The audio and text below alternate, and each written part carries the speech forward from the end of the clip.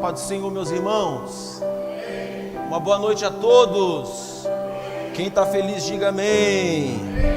Quem está alegre, diga aleluia.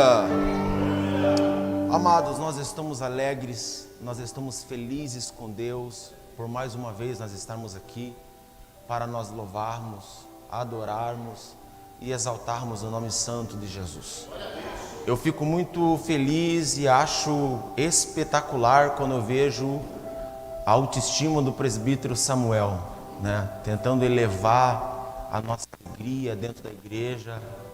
Isso é muito bonito, isso é muito belo, ouvir louvores que adorem e glorificam o nome de Jesus. É um ambiente propício para você trazer uma palavra dizendo: recebe, sinta, Ele está te tocando.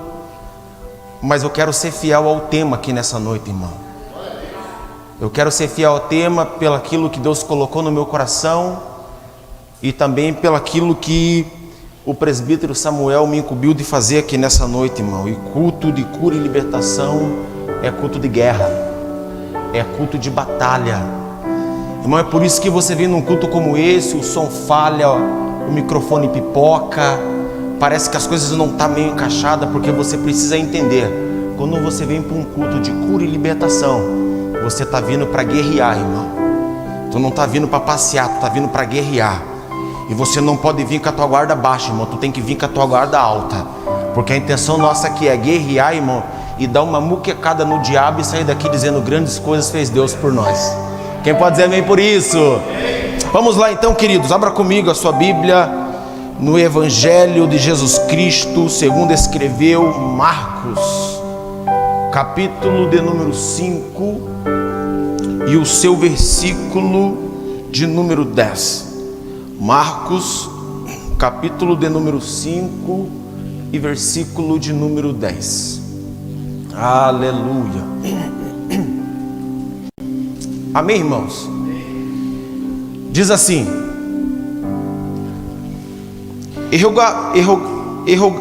Rogava-lhe muito o que os não enviassem para fora daquela província.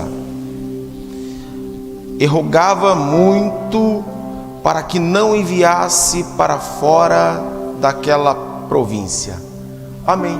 Está alto aqui, pode abaixar um pouco, Ju. Aleluia, glória a Deus. Pode baixar um pouquinho mais. Aleluia. Aí ficou bom. Amados, alguns cultos atrás, Deus nos deu a oportunidade de nós ministrarmos aqui sobre libertação.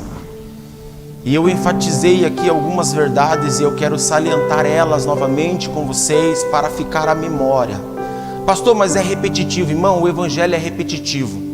Nós aprendemos que tudo aquilo que se repete aumenta. Quando eu estava ministrando aqui na semana retrasada, eu falei sobre as artimanhas do diabo na vida do ser humano, sim ou não? E eu disse aqui, irmão, que existem 3 maneiras do diabo atuar na vida de uma pessoa. Quem lembra, diga amém. Quem lembra, diga amém. Gabriel, cadê o Gabriel? Vem aqui um pouquinho, corre aqui um pouquinho, filho.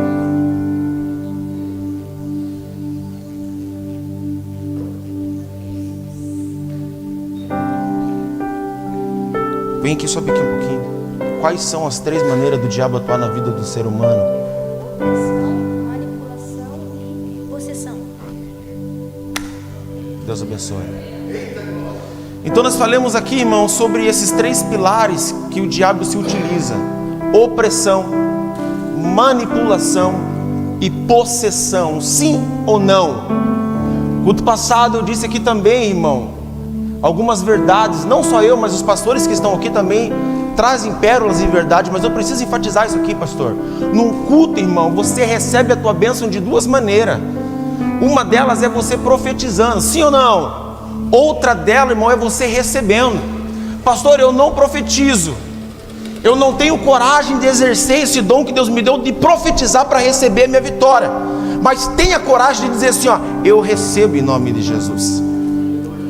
Então quando nós olhamos para esta palavra, irmão, aliás, os 3 evangelhos, Mateus, Lucas e Marcos, conhecido teologicamente como os livros sinóticos, que contam a mesma história de uma perspectiva, uma visão panorâmica diferente, mas que no final o resultado é o mesmo. O versículo hora que nós acabamos de ler aqui, irmão, vai retratar a história de um jovem que está sofrendo, e está sofrendo muito. Esse jovem não tem nome, esse jovem ele é anônimo, esse jovem não é conhecido, nem tem fama alguma. Aliás, ele recebeu a fama após ele ter sido possesso por uma legião de demônios. Mas esse homem, a Bíblia vai dizer, ou esse jovem vai dizer, que ele vivia na cidade de Gadara. Cidade de Gadara era uma província, irmão, que tinha 10 cidades em volta, conhecida como Decápolis. E esse homem morava nessa província, irmão. E esse homem estava sofrendo muito, irmão. Por quê, irmão? Ele estava sendo possesso de demônios. Havia uma legião de demônios que achou uma brecha na sua vida. Eu já falei isso aqui também uma vez, irmão. Tem pessoas que dizem assim: o demônio entrou porque você abriu a porta, irmão. O demônio não entra em porta, irmão, porque porta na Bíblia é Jesus. Eis que eu sou a porta, quem passar por mim encontrará salvação. O inimigo ele entra por brecha. E de alguma maneira esse jovem foi mantendo uma brecha aberta, a ponto de o diabo ter acesso à sua alma e fazer morada dentro dele.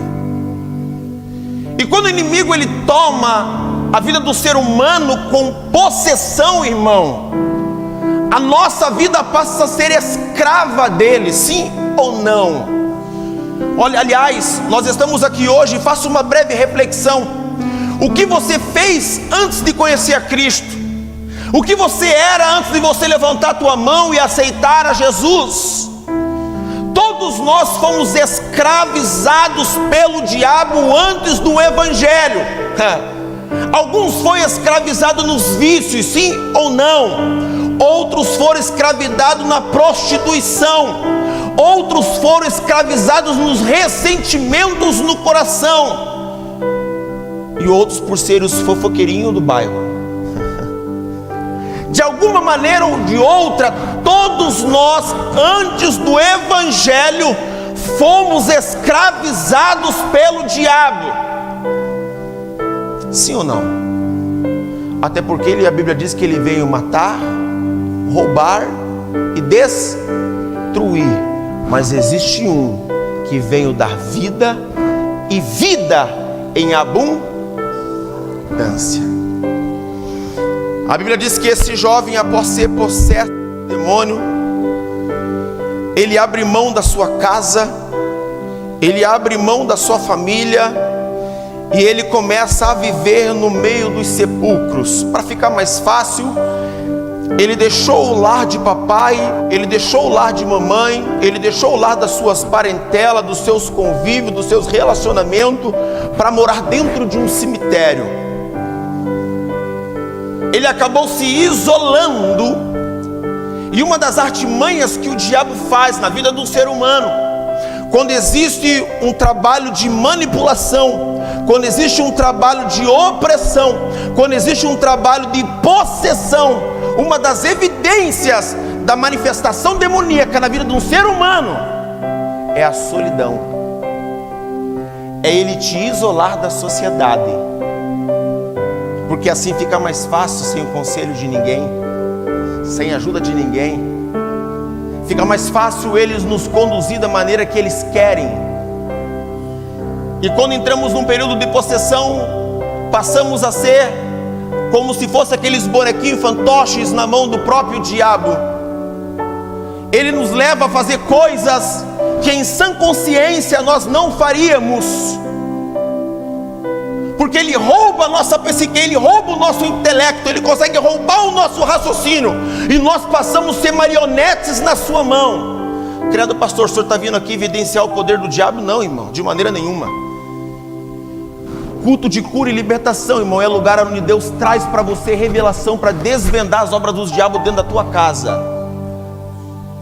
Tem muito crente que está vindo para a igreja, irmão, que esperando dizer assim, esperando uma palavra assim, ó, recebe, recebe, recebe, recebe, recebe. Quanto a palavra correta é dizer, ó, vigia porque o diabo está querendo entrar dentro da tua casa. Vigia porque você está abrindo uma brecha na tua casa. Esse jovem estava num período degradante, irmão.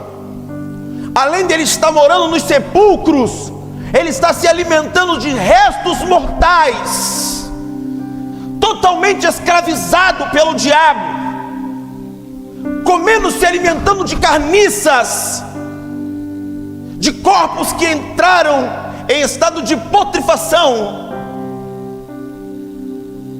E sabe o que aconteceu com esse homem?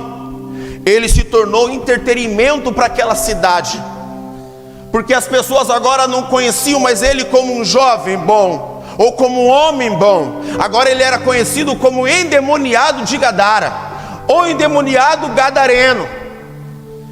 Ficou famoso na cidade.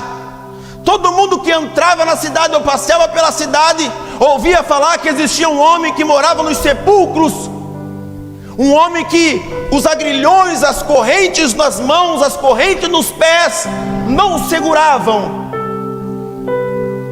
E ele passou a se tornar até mesmo um risco para a sociedade, porque a Bíblia diz que ele chegou num estágio de ira tão grande, que ele afrontava as pessoas que vinham até ele. Ele passava o dia gritando e se rasgando com pedras. O diabo estava escravizando esse homem, esse jovem. Só que os dias dele estavam contados. Eu fico pensando comigo, irmão.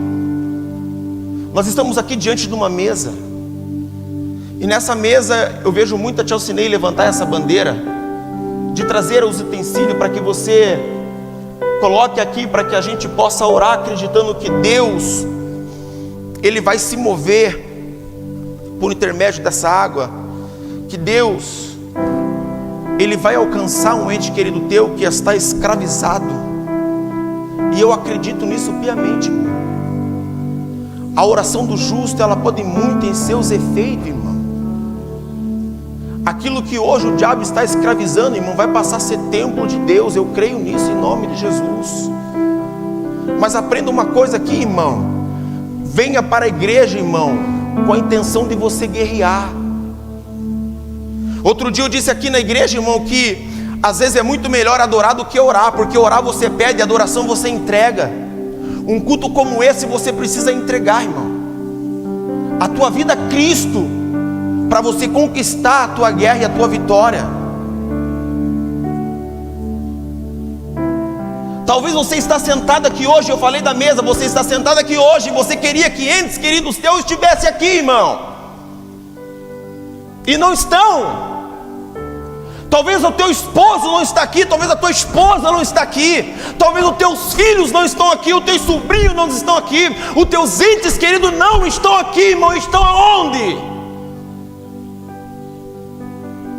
Estão sendo escravizados pelo diabo, irmão, em vícios malditos, porque a artimanha que ele se utilizou, irmão, para levar essa galera para dentro de um cativeiro espiritual. Como estava esse homem? Irmão, a gente está aqui hoje, mas no reino espiritual existe uma batalha que você não tem ideia. Não é só esse mundinho, não é só esse ambiente que nós estamos aqui, irmão. Mais uma vez eu digo, isso aqui eu não estou enfatizando o poder do diabo, irmão. E um culto não é para isso, irmão. Mas você precisa entender, irmão, que vai muito mais além daquilo que você pensa. Existem demônios territoriais, irmão. Existem demônios regionais, irmão. Existem demônios que olham e querem tomar propriedade para si. Existem demônios que ele olha utensílios e ele pega aquele utensílio como algo próprio dele, e ele se esconde atrás daquele utensílio para nos alcançar, para nos atingir. Pastor, o senhor está pregando utopia? Eu estou pregando palavra, irmão. Isso aqui é bíblico. Existem demônios, irmão, que eles são responsáveis por atuar em algumas áreas geográficas em nossa vida, sim ou não? no mundo, regional, bairro Guarituba. Daniel capítulo 10, 21 dias de oração, dobrou o joelho no primeiro dia, quando ele estava orando, o anjo disse para ele: ouvi a tua, mas ela não chegou porque tinha quem que estava impedindo, irmão? Quem estava tentando impedir, irmão? Vamos facilitar, irmão? Era o diabo. Mas Daniel não estava vendo, irmão. Como eu e você estamos aqui, e eu estou tentando trazer essa mensagem para você, e não pensa que está fácil, irmão, está difícil. Se não está fácil para vocês ouvirem, imagine para mim verbalizando, irmão. E enquanto nós estamos aqui sentados, o diabo está tentando arquitetar de alguma maneira para que ele venha roubar essa palavra do teu coração e você não saia daqui com a tua vitória. Mas maior é o que está conosco do que com eles. Eu quero profetizar algo aqui agora, irmão. Agora eu quero ser motivacional para a tua vida. Não está chegando a hora, está contando em segundo para a libertação de Deus chegar na minha vida e chegar na tua vida, chegar na nossa casa e chegar na nossa família. Agora deixa o endemoniado aqui, irmão. Vamos deixar ele aqui no cantinho agora. O endemoniado de Gadareno está no sepulcro. Vamos para o outro lado da história. A Bíblia vai dizer que Jesus está ensinando a galera pelas suas parábolas, sim ou não? Após chegar tarde, já no princípio da noite, Jesus então agora chama os discípulos e diz: olha, vamos fazer uma viagem comigo. Viagem essa, nós passaremos para o outro lado da banda. Jesus estava dizendo para os discípulos: olha, pega o barco, coloque na água, porque nós vamos viajar, nós vamos sair da Galileia, nós vamos para a cidade de Decrópolis, vamos lá para Gadara. Mas Jesus não falou qual era o propósito, sim ou não. Deixa eu aplicar algo aqui, irmão. Não existe propósito sem que não tenha destino. Deus nunca vai te revelar o propósito sem antes te dar o destino. O destino é a incubadora do propósito de Deus, irmão. Se alguém dizer Deus tem um propósito na tua vida, mas não te deu um destino, isso é utopia, conversa fiada de pregador e de pastores. Porque para todo um propósito vai haver um destino, irmão. Até mesmo Abraão, quando Deus olha para Abraão, porque você pode dizer: mas Deus falou para Abraão, não deu destino. Deus deu o destino para Abraão. Abraão, sai da tua parentela e vá para uma terra que eu vou te mostrar. O destino dele era e o propósito foi revelado conforme ele foi caminhando no destino.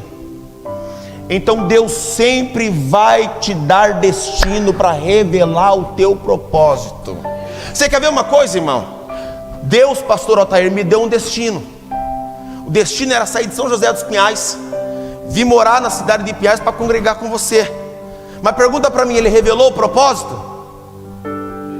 Não revelou o propósito, irmão. E até agora eu fico pensando, o que Deus quer fazer nesse negócio? Deus deu o destino, mas não revelou o propósito. Mas eu, como uma pessoa obediente à sua palavra, eu caminho no destino, acreditando que o propósito vai se revelar. Levanta a mãozinha para cima assim. Deus vai começar a colocar destino na tua vida para começar a revelar propósitos. Chega de você levar a tua vida como aquela música: deixa a vida me levar, a vida leva eu. Não existe isso, irmão. Para cristão é trilhar, meu irmão, no destino para fazer cumprir o propósito. Então quando Jesus chama os discípulos, Jesus olha para eles e fala: eu dou o destino, vamos passar para o outro lado da banda. Jesus não disse assim: vamos tentar. Olha, entra no barco comigo, nós vamos passar para o outro lado da banda, mas eu não sei o que pode acontecer, não. Jesus foi enfático dizendo: passaremos para o outro lado da banda. Jesus estava dizendo para eles assim: rapaz, eu estou chamando vocês para entrar dentro do barco comigo, fique tranquilo, a responsabilidade está nas minhas mãos. Esqueci que eu estava com o microfone aqui. A responsabilidade está na minha mão. Aquieta o teu coração. A responsabilidade da tua vitória não está na tua, está na mão de Deus. Aquieta o teu coração, a tua casa, a tua família está na mão de Deus. aquieta o teu coração. A tua vida profissional não está na tua mão, está na mão de Deus. Aliás, deixa eu dizer uma coisa: o laudo da tua vitória não está na mão do homem, o laudo da tua vitória não está na mão da medicina, o laudo da tua vitória não está na mão do advogado, o laudo da tua vitória está na mão de Deus. É Ele o Todo-Poderoso e nada foge da mão dele, e Ele se responsabiliza. Está começando a gostar. Jesus pega os discípulos, coloca dentro do barco, e eles começam a navegar. Irmão, o mar que eles estavam andando era um braço de mar, o mar da Galileia. Quem estava no barco com Jesus eram homens que conheciam aquela região, sim ou não? Que eram pescadores. Então eram homens que conheciam, sabiam qual era a trajetória melhor para atravessar do outro lado. A Bíblia não diz isso aqui, mas deixa eu conjecturar aqui nessa noite com vocês. A Bíblia diz que em certo momento Jesus deitou na polpa do barco para descansar e acabou dormindo, sim ou não? Quando Jesus, irmão, deitou para dormir, a Bíblia não menciona quem era o capitão daquele barco, porque sempre tem alguém que conduz a navegação, sim ou não? Ainda que ela esteja trabalhando, remando junto com outros, ou não esteja fazendo nada, é ela que direciona, vire mais para a esquerda, vire mais para a direita, e assim por diante, sim ou não? Quando Jesus dormiu no barco, alguém teve que assumir a responsabilidade de capitão, porque sabia o alvo aonde teria que chegar, porque Jesus deu o destino.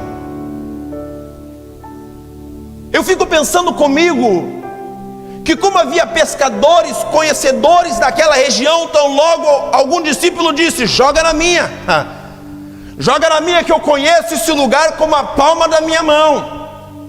Outro diz: não, joga na minha, porque eu sei onde é o caminho melhor para ir. Esse caminho que o barco está indo vai demorar mais tempo para chegar. Se nós pegar aqui do ladinho e virar ali, coisa e tal coisa, nós vamos chegar mais rápido.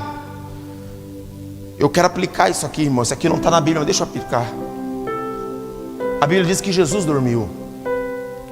Sabe quando Jesus dorme na nossa vida?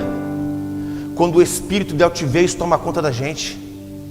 Isso aqui é forte, irmão. Parece simples, mas é forte. Porque todas as vezes, por que, irmão, a Bíblia diz, Jeremias: maldito é o homem que confia no seu próprio braço. Maldito é o homem que confia no homem. Não está falando da outra pessoa, está falando da tua força, do teu espírito de altivez. Quando eu olho para mim, eu posso, eu faço, eu quero. O espírito de altivez tira Deus da jogada para mim caminhar com minhas próprias pernas, como se aquilo que eu estou fazendo, ou como se aquilo que eu vou fazer seria muito melhor e muito mais eficaz do que uma dependência trilhada no caminho de Deus. Quem sabe não aconteceu isso lá? Jesus deixou eles para ver qual era a atitude que eles iriam ter. Queria provar esse espírito de altivez. Irmão, nós não podemos nada sem que de Deus não seja liberado. Até você expelir um demônio, irmão, não é você, é pela misericórdia e a unção de Deus. Pregar bem, ter uma boa oratória, fazer um movimento na igreja, mas eu sou teólogo, eu sou pregador, eu conduzo bem a palavra, eu sei mexer com o povo. Não é você, é Deus. Sabe o que Deus precisa fazer nesses últimos dias, irmão? Tirar esses espíritos de altivez do coração das pessoas, e a gente passar a ser mais dependente de Deus. Com o teu braço forte você não vai conseguir trazer vitória para dentro da tua casa. Com o teu braço forte você não vai conseguir resgatar a tua família.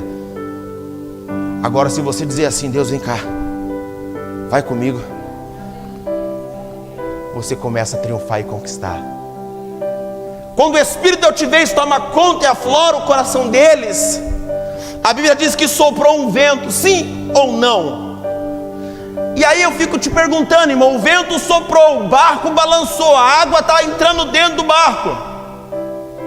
Aonde é que está agora o espírito da altivez?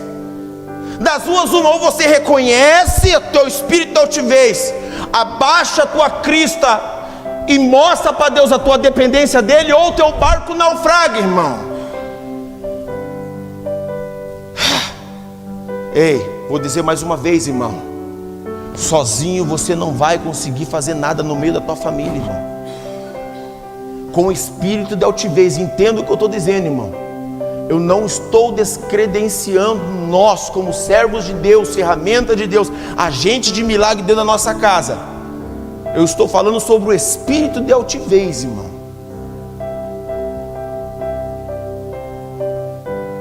Uma vez, eu não vou contar. Não vou contar porque está gravando. A Bíblia vai dizer que aquele povo fica desesperado. A água começou a inundar o barco, Paulo. Os discípulos ficaram desesperados. E a única saída foi fazer o quê, irmão? Foi chamar o mestre.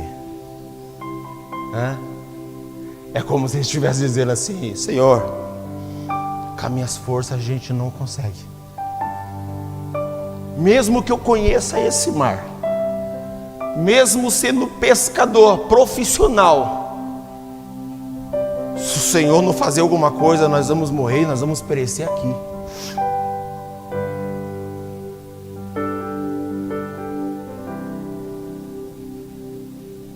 Jesus então desperta, acalma aquele vento, e a Bíblia diz que ele manda o mar calar-se, e houve grande bonança. Sabe por que houve bonança, irmão? Porque quem passou a ser o capitão daquele barco foi Jesus novamente. Enquanto você não deixar ele ser o capitão, o vento vai soprar e o mar vai ficar revolto. Irmão Cleverson, mas eu já deixei ele ser o capitão e o vento continua soprando e o mar revolto. Irmão, fica tranquilo, surfa nessa onda, porque Deus está contigo e você não vai afundar. Mas a proposta de tudo, irmão, isso aqui é lindo, e agora eu vou começar a pregar, irmão. Eu tenho 20 minutos.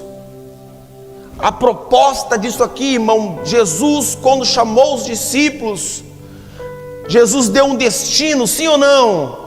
Jesus não revelou o propósito, irmão, porque o propósito iria se revelar na vida do gadareno.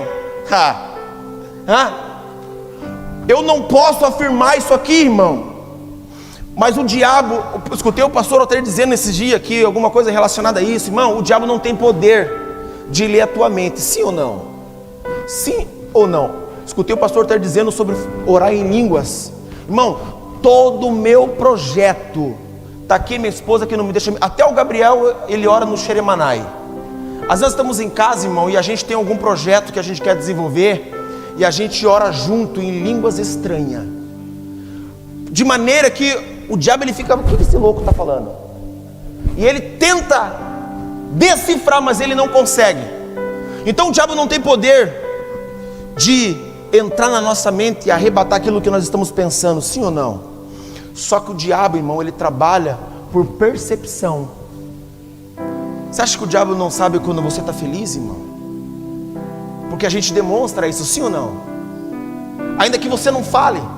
Se você levanta de manhã, irmão, sorridente, com alguma notícia que você recebeu, alguma conquista que você teve, ainda que você não fale, o diabo consegue perceber que você está feliz, e ele vai tentar de alguma maneira trazer tristeza para o teu coração. Deixa eu conjecturar aqui mais uma vez, irmão. Quem sabe os discípulos entre si disseram: o mestre está indo para o lado de lá porque ele vai fazer cura como ele fez aqui, alguma coisa lá ele vai fazer. Quando eles verbalizaram isso, o diabo, sabendo da ida de Jesus, disse: opa, vamos parar eles, vamos levantar um vento, vamos naufragar aquela embarcação. Porque o diabo sabia que se Jesus chegasse com os discípulos para o lado de lá da banda, ele iria perder. É por isso que ele impede. Aqui está a resposta para muito crente que diz assim: pastor, depois que eu vi para o evangelho, a minha vida está difícil. Lembra da Dalva, pastor Altair? Uma certa irmã na nossa igreja, uma vez, ela disse assim: pastor, depois que eu vim para a igreja, Deus salvou minha família. Eu falei: que bênção. Passado mais algum tempo, ela falou assim: pastor, depois que eu vim para a igreja, eu não tive mais dinheiro para comprar danoninho para os meus filhos. Estou passando necessidade, pastor. Algo que era para ser alegria, estava gerando tristeza no coração dela. Eu falei: mãe, é melhor você entrar para o céu sem comer danoninho do que a família inteira para o inferno. Sim ou não? Então todas as vezes, irmão, o diabo, irmão, ele não consegue entrar na tua mente, mas ele fica aqui só de cuida, tentando atuar por percepção. Ele não queria que Jesus chegasse lá, só que Jesus chegou do outro lado da banda. E aquele homem que eu disse aqui no início da ministração, que ele estava escravizado pelo diabo, irmão, se tornou marionete do diabo, oprimido pelo diabo. O seu período sobre a vida daquele jovem estava com seus momentos contados. Jesus chega, encosta a embarcação, o iate de Cristo, e quando ele desce, o demônio que estava na vida daquele homem vê Jesus descendo, corre até Jesus. Por isso que a Bíblia diz que até os diabos, o inimigo, o diabo vai se sujeitar a Deus, e todo joelho vai se prostrar e se dobrar diante dele. Dobra o joelho diante de Jesus, e ele começa a ter agora um diálogo com Jesus, dizendo: Jesus, tu vim aqui me atormentar. Porque Jesus estava mandando aquela legião embora, irmão, e há uma controvérsia teológica, que alguns vão dizer que uma legião naquela época gregoriana, os soldados gregorianos eram de 2.000, 6.000, 12.000, não importa, irmão, era acima de 2.000. Se uma pessoa que é liberta de um demônio, quando você expulsa um demônio da vida dessa pessoa, a Bíblia diz que o demônio sai, diga glória a Deus por isso. O demônio sai da vida da pessoa, depois ele fica andando, passeando, lembra da sua antiga casa e volta novamente e encontra a sua casa arrumada e adornada. Volta ele, volta mais 7. E a Bíblia diz que volta a ficar um estágio pior do que era, sim ou não? Imagina agora uma legião de 2.000 demônios numa pessoa só, irmão. Essa pessoa não vivia, vegetava. É sério isso aqui, pastor? É muito sério. Hoje a maior dificuldade que tem é você pregar dentro da igreja, irmão, sobre libertação, porque tem crente que acha que... Eu já falei isso aqui, irmão. Irmão, já vi crente, irmão, manifestando demônio dentro da igreja. Eu vi, já participei disso, irmão.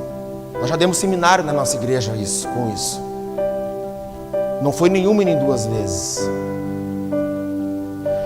E aquele homem, quando Jesus agora desce, aquele homem está prostrado, cheio de demônios. Os demônios começam a falar com Jesus. Jesus quer mandar ele embora, e aí eles rogam. Foi o que eu li agora. E eles disseram para Jesus, o demônio disse para Jesus: Jesus,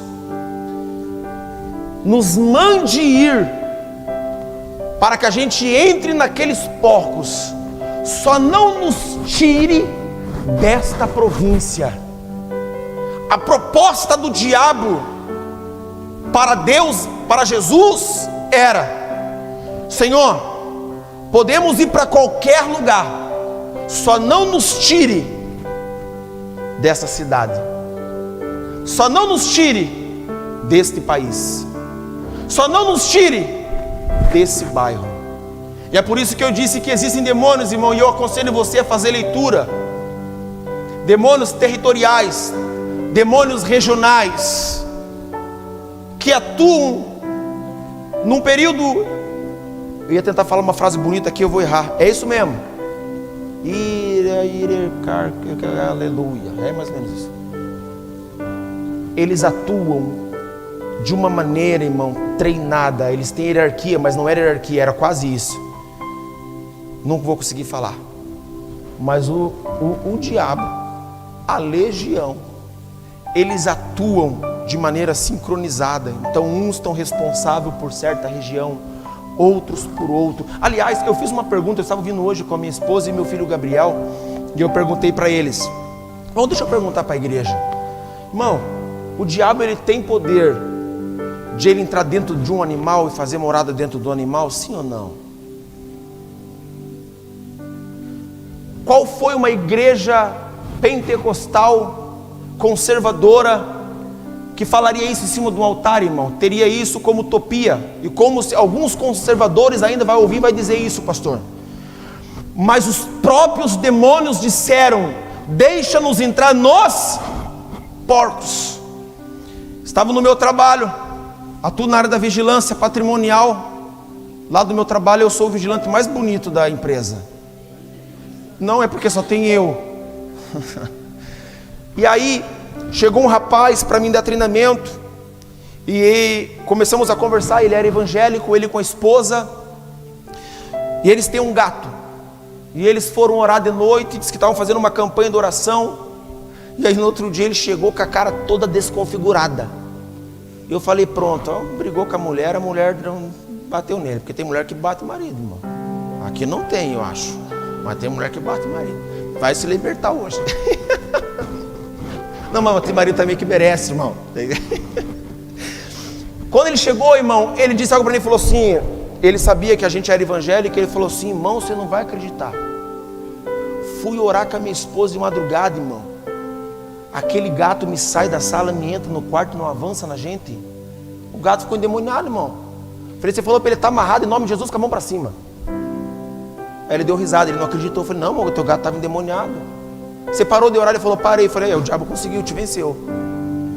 Irmão, vocês estão achando que é brincadeira, a gente brinca para ficar mais leve, mas olha aqui, isso aqui é muito sério. O pastor Altair sabe dessa situação. Estivemos indo numa casa, irmão. Isso aqui é para você, guarda isso aqui, irmão. Guarda. Talvez não é aquele culto para você entrar no xeremané, que eu não sei, irmão. Eu já estou pedindo já há alguns dias que eu quero dar uns gritos aqui, irmão. Recebe, sinta, quero dar uns, mas não veio para mim uma oportunidade de um culto animado, avivado, coisa e tal, tal coisa. Só assim, mas tá bom.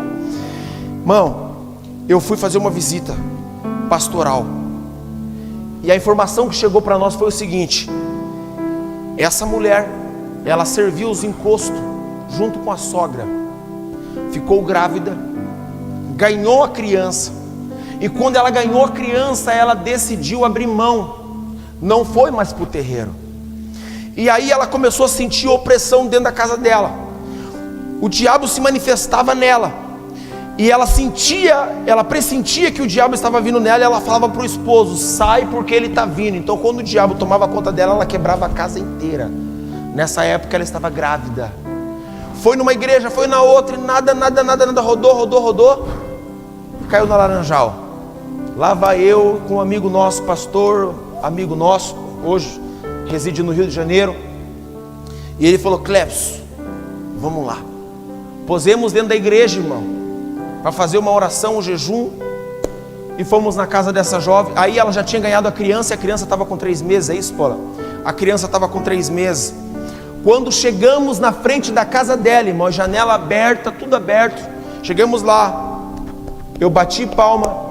Quando eu bati palma, que ela chegou na janela, ela olhou na janela, ela se incorporou, irmão. Ela fechou a janela, fechou a cortina, deu a volta, fechou a porta e se trancou no quarto. E o marido estava dentro com a filha. Eu olhei o pastor olhou para mim, e o pastor pegou e falou assim: demônio, em nome de Jesus, libere a mente dela e faça ela abrir a porta e o portão para nós entrar. A mulher saiu, voltou, abriu o portão, a casa, e entremos para dentro. Quando ela ganhou a criança, irmão, atrofiou a mão dela. A mão dela ficava cerrada no meio da palma da mão. Então todas as vezes que ela tinha que cortar a unha, ela tinha que pedir ajuda para o marido fazia assim, ó, cortava, e a mão voltava novamente, de maneira que fez ferida aonde ficavam as unhas. Ela tinha que colocar um pedacinho de madeira na palma da mão para não ficar entrando os dedos, porque senão torava a mão dela. Foi um derrame que deu nela, uma paralisia. Começamos a conversar com ela. O pastor que estava junto com a gente orientou para que o marido pegasse a criança e saísse de casa e fosse para o lado de fora, e fechamos a casa. E quando nós começamos a orar, o demônio se manifestou na vida daquela mulher. E o pastor disse para ele, a mulher endemoniada, e o pastor perguntou: o que é isso na mão dela? E aí o diabo disse assim: ela desistiu de me servir, e por isso eu coloquei esse castigo. Naquela noite, irmão, eu estava lá, era no final da tarde, depois já estava anoitecendo, eu estava com ele, eu vi isso aqui para mim foi uma experiência muito marcante.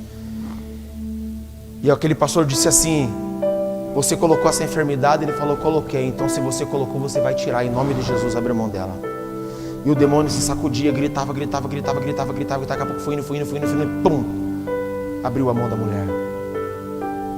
E aquela enfermidade ela já não tinha mais. O demônio fingiu que foi embora, pastor Altair. Chamemos o marido com a criança no colo. E o marido começou a dizer que a criança não dormia à noite. E que a mãe ficava muito nervosa por a criança não dormir à noite. E a mãe começava a bater na criança. E aí eu lembro como se fosse hoje. O pastor olhou para mim e falou assim: Cleverson, vai orar no quarto da criança. E quando eu entrei no quarto da criança, eu senti uma opressão muito forte, irmão. Eu comecei a orar, e quando eu olhei para aquele bercinho, irmão, um bercinho arrumadinho, lindinho, irmão, com um mosquiteiro em volta, aquelas espuminhas branquinhas, irmão, com rosinha. Pensa no bercinho lindo, irmão.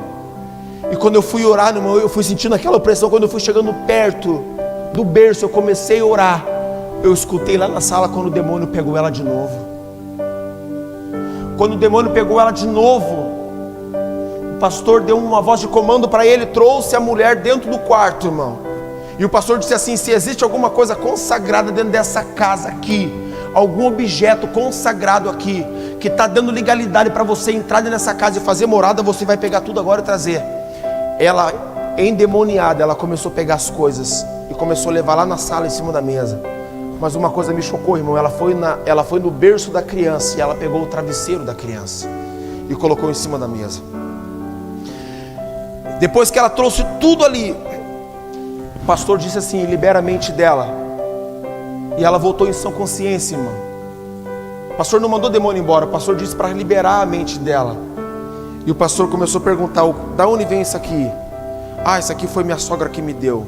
Isso aqui, resumindo, tudo que ela tinha lá foi vindo da sogra. Sabe quem era a sogra? A mãe de santo do terreiro. Tudo que estava dentro da casa dela tinha sido consagrado ao diabo e entregado para ela. E aquilo abriu legalidade para o diabo atuar na vida dela. E quando nós pegamos aquele travesseirinho, quando eu peguei ele, eu apertei ele, eu senti alguma coisa, irmão, ele estava com plástico lacrado de fábrica. Quando eu peguei a tesoura e eu comecei a cortar, pedi para o pai, se o pai permitiu, o pai disse que permitia, cortei a lateral do travesseiro, e quando eu fiz assim, o travesseiro estava cheio de erva. Aí estava explicado porque a criança não dormia. Naquela noite, irmão, Deus trouxe libertação para aquela casa e para aquela família. As obras do diabo foi desfeita e o nome do Senhor foi glorificado. Sabe por que eu fiz tudo esse enredo, irmão? Sempre que vier alguma coisa nas tuas mãos, consagre isso a Deus, irmão. Ah, eu também não acredito. Tem pessoas que é muito miticismo, irmão. Tem pessoas que ela espiritualiza muita coisa. Então, se o dono dessa empresa, irmão, ela consagrou a marca ao diabo, irmão, e ela está fabricando jarra, eu não preciso quebrar jarra, irmão. Eu preciso consagrar ela. Nós ganhamos um pai de santo para Jesus, irmão. Está aqui a Paola. Tivemos um trabalho com ele de 3 meses de acompanhamento. E chegou um dia na igreja, esse irmão se manifestou. E eu disse: não pode. Fizemos renúncia, fizemos a ministração da ficha, para tentar buscar as coisas do passado, coisa e tal, coisa. Não tinha mais o que fazer. E ele se manifestou. Oramos, o demônio foi embora. Chamei ele e falei: irmão, quero ir lá na tua casa. Quero ir lá na tua casa. Amém, irmão. Fomos lá na casa dele. Falei: vamos orar? Falei: vamos orar. Falei: pai, estamos aqui na tua casa. Estamos aqui na casa do teu filho, que agora é a tua casa. Nós declaramos que esse lugar é do Senhor. Se existe alguma coisa escondida, oculta, Senhor, que ainda está abrindo legalidade para o diabo se manifestar, mostra para nós. O diabo se manifestou nele de novo.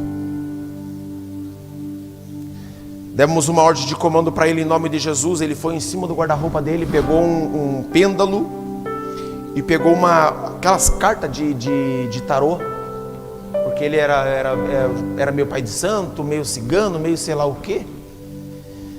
E aquilo ali estava abrindo uma porta de legalidade para uma manifestação demoníaca sobre a vida dele, pastor Altair. A partir daquele dia, ele nunca mais se manifestou. Faz 6 anos que ele está na igreja. Pergunta para mim, o que ele é na igreja? Ele é o diácono da igreja, é o porteiro e é o nosso segurança particular da igreja. Nunca mais se manifestou. Então, irmão, quando você receber alguma coisa, irmão, consagre a Deus. Para de ser besta. Para de ser besta, ficar jogando fora as coisas, irmão. Consagre a Deus. É claro, irmão, vou dar outro exemplo aqui, irmão, que eu sei que eu posso ser bombardeado na internet. Baralha de Deus é do diabo, irmão.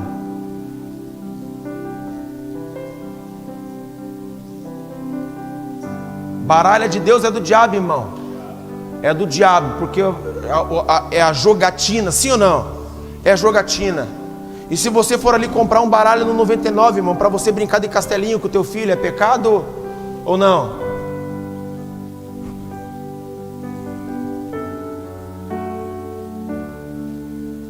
É a maneira que você vai utilizar aquilo que vem na tua mão, irmão.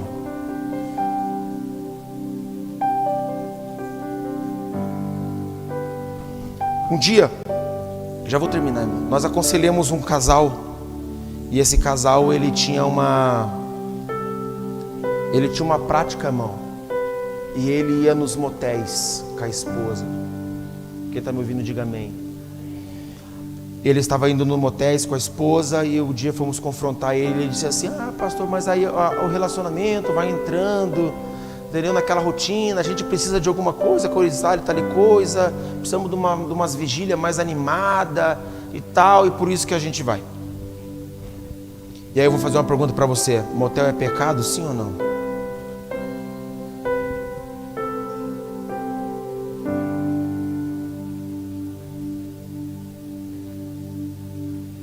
Esse irmão, ele disse assim, pastor, mas quando eu vou no motel, eu oro a Deus, eu consagro. Eu não participo de nada que tem lá, irmão. Sabe qual que foi a resposta? Como você vai mandar alguém embora que é o dono da casa, irmão? Não existe. Irmão, quer dar uma passeada, quer fazer uma vigília animada, cheia da unção com a patroa, vai no hotel. Pastor, mas no hotel acontece promiscuidade, no hotel também acontece prostituição, no hotel acontece adultério, sim ou não? Só que tem uma pequena diferença, irmão. O hotel não foi feito para isso. Está entendendo, irmão? Irmão, se nós tivermos esse start, irmão, e a revelação do Espírito Santo, fica muito mais fácil de nós servirmos a Cristo. Nós vamos estar muito mais apurados com as artimanhas do diabo. Quem pode dizer amém? Em nome de Jesus, Deus vai trazer libertação para a nossa vida. Vamos ficar de pé?